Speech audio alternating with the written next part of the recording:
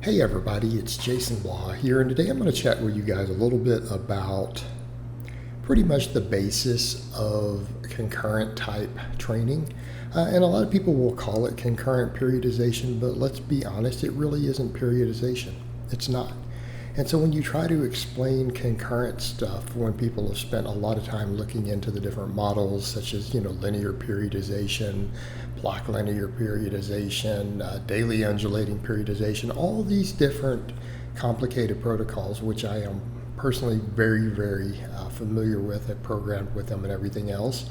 And quite some time back, I kind of came to the conclusion that some other very high-level coaches I know who are very educated have said is that, look, most of those models are just complexity voodoo done by coaches for a placebo effect, or to convince people that they're smarter than they actually are, and that there's not any real science or methodology behind them.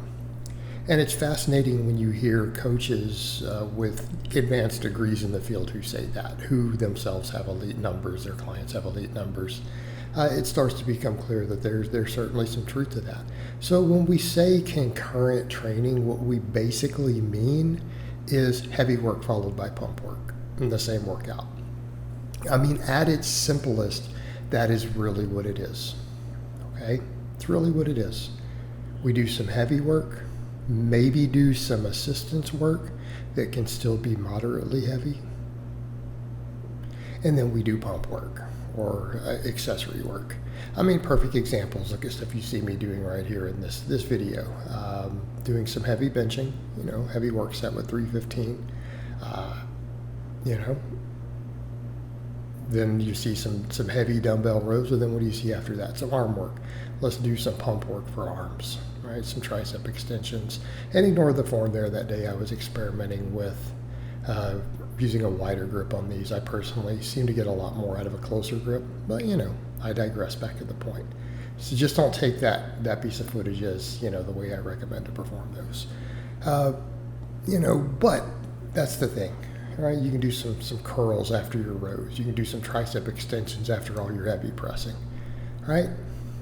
And these are done for pretty high reps. Just pump work. It works. It absolutely works. You also see, I think, from the same workout here, me doing, heavy back squat with about 450 pounds, for a couple reps, and then doing some 10 rep sets of belt squats on a machine. Same idea, isn't it? Right? It's the same idea. Heavy work followed by pump work. And it really does give you the best of both worlds, because here's what I often tell people. Look, maybe 10% of your training needs to be really heavy. And again, keeping in mind heavy is relative. But, if you're doing that, and I would say heavy meaning 5 rep maxes or heavier, like 85% of your max are heavier. We're getting up heavy. And why do I pick that number? Because, that's about the rep range or the intensity level, because it's really the same thing, isn't it? They mean the same thing. To where every single rep is hitting the highest threshold motor units usually, right? In other words, you're getting the highest level of muscle fibers on the very first rep. So that's heavy. When you're at a point to where you don't need the rate coding to fatigue anything for the first rep, that's heavy. And it primes your nervous system for subsequent sets. In fact, we've got data on that. There's been studies that show that if you do a heavy single at 90% or a little more of your 1 rep max, what happens? Your 10 rep sets are stronger following it. So if we're going to come over to why are we chasing these 10 rep sets and pump work? Well, to maximize muscle growth. But we're maximizing muscle growth by increasing mechanical tension, total mechanical tension through the widest number of muscle fibers set per set. Okay? And if you're able to be stronger for your 10 rep set or perform better on it, well, it was slightly more efficient for hypertrophy. Hypertrophy meaning the gaining of muscle.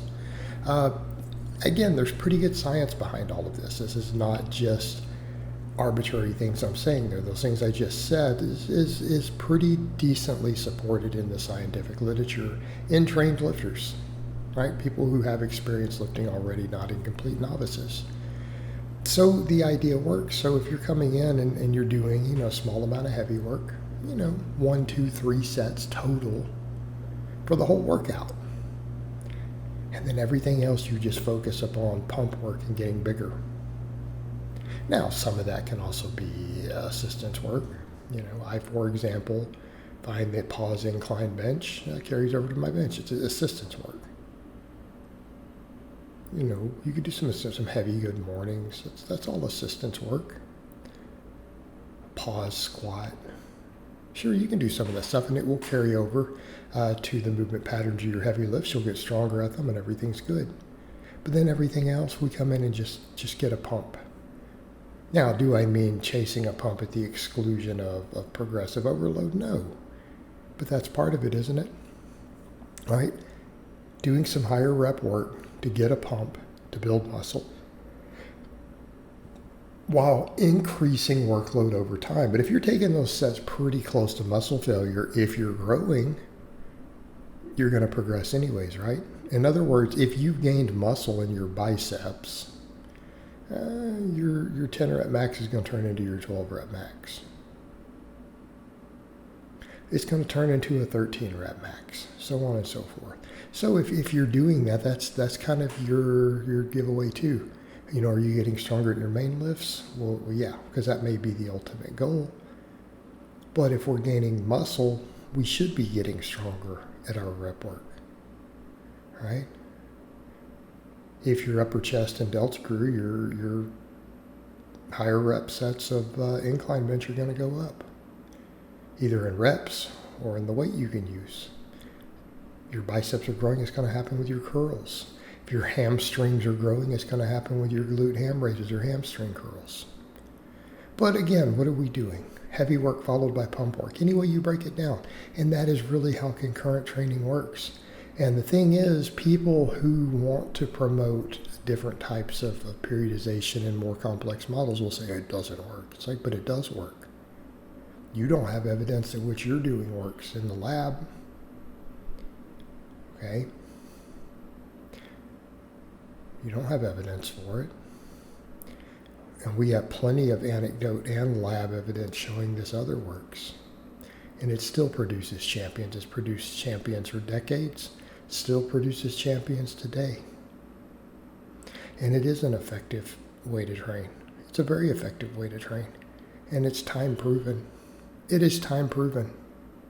So, I would ask people, what more do you want? So when we talk about concurrent training, rather than making it so complex that people don't understand what we're saying, I narrowed it down for you guys. It really is, at the end of the day, inside of each individual workout, doing heavy work followed by some pump work, which is a classic paradigm.